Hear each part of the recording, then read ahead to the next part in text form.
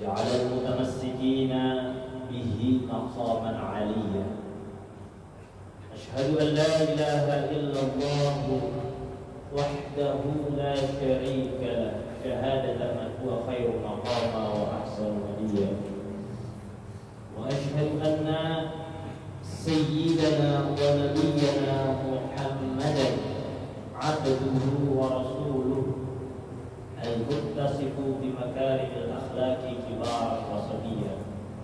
اللهم صل وسلم وبارك وعظم على حبيبنا وشفيعنا وقرة أعيننا محمد وعلى آله وأصحابه الذين يحسنون إسلامهم ولم يفعلوا شيئا بريا.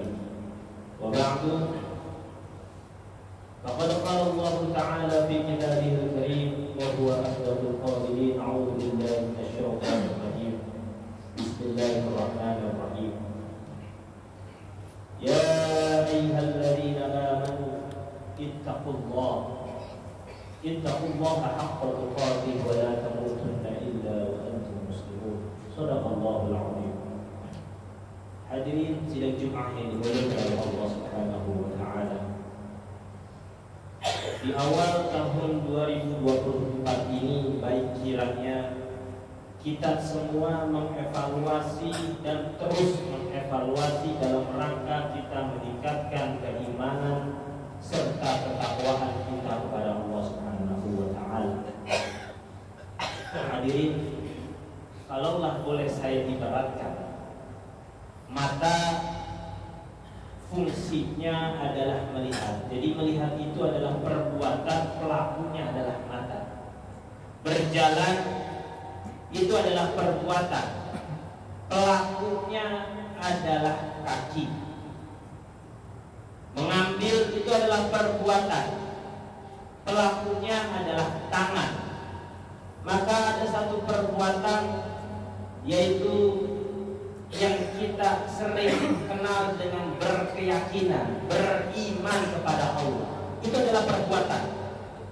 Pelakunya siapa? Pelakunya adalah hati.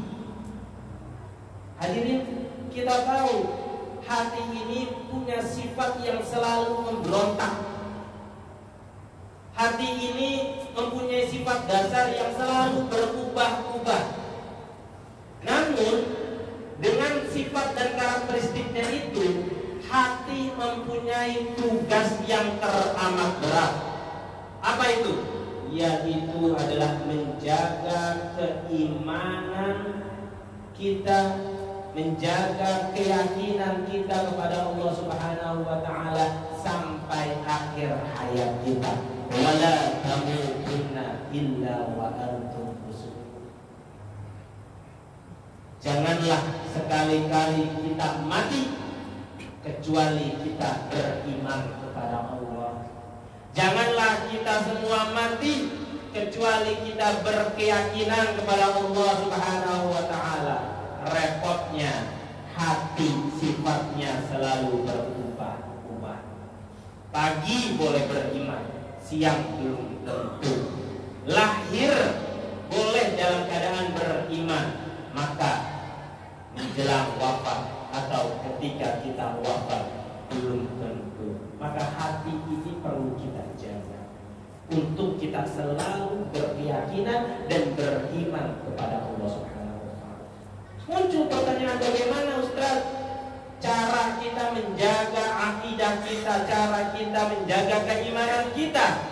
Maka sering-seringlah datang ke majelis ilmu, sering-seringlah datang kepada guru kita untuk terus selalu kita belajar bersama, mengkaji ilmu-ilmunya Allah Subhanahu wa taala, sehingga nanti keyakinan kita, keimanan kita kepada Allah Subhanahu wa taala semakin meningkat. Hadirin yang dimuliakan oleh Allah. Maka di awal tahun 2024 ini, mari kita tingkatkan keimanan kita, ketakwaan kita kepada Allah Subhanahu wa taala. Muncul pertanyaan, hadirin, kenapa kita harus menjaga keimanan kita, menjaga hati kita? Sebagaimana yang tadi sudah saya sampaikan, bahwa hati mempunyai berubah-ubah. Hati mempunyai sifat memberontak. Perlu bukti, saya akan berikan buktinya hadirin. Ketika dulu kita belum menikah, mungkin di antara kita yang sudah menikah berumah tangga, belum menikah hati kita memberontak, berkeinginan, kita ingin sekali menikah, seandainya kita sudah menikah mungkin hidup kita akan lebih baik lagi. Namun setelah menikah, hati kita tetap memberontak. Kita mengatakan enakan belum menikah, lebih bebas, tidak banyak pikiran. Dulu ketika kita belum bekerja, hati kita memberontak, kita ingin bekerja, kita ingin punya pekerjaan. Setelah Allah kasih pekerjaan, bahkan bukan hanya dikasih pekerjaan, banyak tugas yang Allah berikan kepada kita, pekerjaannya begitu banyak, hati kita tetap memberontak. Maka hati ini dalam rangka menjaga keyakinan kita, menjaga akidah kita, perlu kita tundukkan sehingga hati yang sifat dasarnya memberontak ini bisa kita lunakkan. Dengan cara apa? Dengan cara kita ikat hati itu. Maka akidah Islamiyah secara lughah, secara bahasa mempunyai arti mengikat. Maka hati kita perlu kita ikat dengan akidah yang kuat. Maka orang yang mempunyai keyakinan dan akidah yang kuat kepada Allah Subhanahu wa taala, hatinya akan terus menerima dan memasrahkan diri kepada Allah Subhanahu wa taala. Ketika dia lagi dalam kondisi sehat, banyak nikmat yang dia dapatkan, dia berprasangka baik, alhamdulillah. Mungkin Allah masih memberikan saya kesempatan untuk beribadah secara maksimal. Namun di sisi lain ketika dia dalam keadaan sakit, dia juga berprasangka baik kepada Allah. Oh, Allah lagi sayang sama saya. Dia ingat apa kata gurunya, bahwa Rasulullah Sallallahu Alaihi Wasallam pernah berkata, "Ma min muslimin yusibuhu ada illa hattallahu sayyi'atihi kama tahuttu syajaratu wa." Tidak ada seorang yang beriman kepada Allah, berkeyakinan kepada Allah Subhanahu wa taala, dan dia merasakan rasa sakit, dia merasakan penderitaan, illa hattallahu sayyi'atihi, kecuali Allah akan rontokkan dosa-dosanya sebagaimana pohon merontokkan daun-daun kering. Hati yang tunduk dengan akidah Islamiyah akan terus menerima dan berprasangka baik kepada Allah Subhanahu wa taala. Lalu ketika akidahnya kuat, keyakinannya kuat kepada Allah Subhanahu wa taala, maka akan berefek kepada syariat. Perilaku syar'inya, perilaku bersyariatnya akan kuat, hadirin. Syariat itu apa? Ibadahnya akan benar, ibadahnya akan baik. Maka akidah yang kuat, keyakinan yang kuat, iman yang kuat kepada Allah akan melahirkan ibadah yang baik. Kita ambil perumpamaan sholatnya. Sholatnya baik, hadirin. Kalau akidahnya kuat, keyakinannya kuat, keimanannya kuat, maka sholatnya benar. Sholatnya tidak hanya sekedar menggugurkan kewajiban. Lalu tolak ukurnya apa? Sholat itu benar. Sholat itu benar, tolak ukurnya adalah ketika fungsinya, manfaat dari sholat itu bisa kita rasakan. Apa fungsinya sholat? Inna sholata tanha 'anil fahsya'i wal munkar.